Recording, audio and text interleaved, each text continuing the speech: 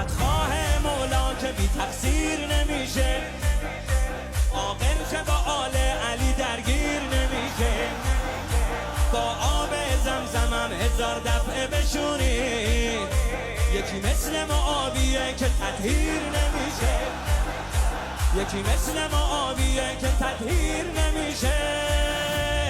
حال علی عده انزلنی ثم انزلنی ثم انزلنی ثم قیل معاویه و علی.